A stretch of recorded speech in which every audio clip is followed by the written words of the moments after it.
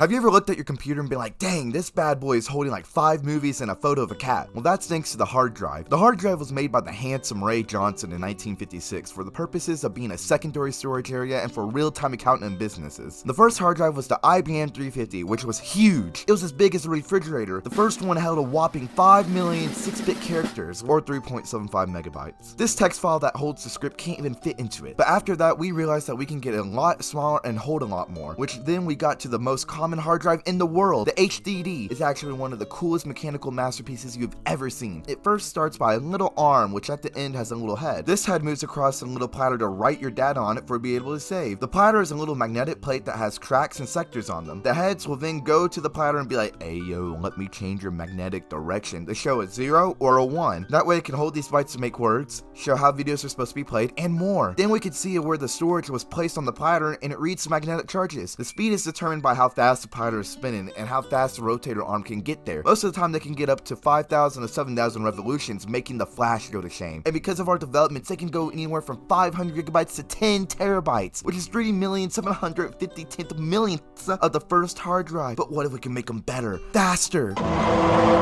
In 1976, the first ever SSD, or what we will know as, was released by Dataram for a small charge of $400,000. It could hold around 40 megabytes, which is quicker than its cousin. SSDs are faster and smaller because we don't need a spinning plate or a moving arm like HDDs. Instead, they use a technology called NAND flash memory, or NAND. NAND is made up of tiny grids of cells that can store data by holding an electrical charge. Each cell represents a binary value, either a 1 or a 0, depending on whether it's charged or uncharged. This is done by a little computer called the controller. Think of the controller as the SSD brain. It figures out where to store data in the NAND grid. Thanks to the controller, SSDs can retrieve your data almost instantly without the need for any physical movement, unlike the HDD. So let's give a round of applause to these unsung heroes of modern tech. Without hard drives and SSDs, the internet, gaming, and memes just won't exist as we know them. And thanks for holding it all together, HDD. Just please don't crash on me during a Call of Duty update. No, don't die.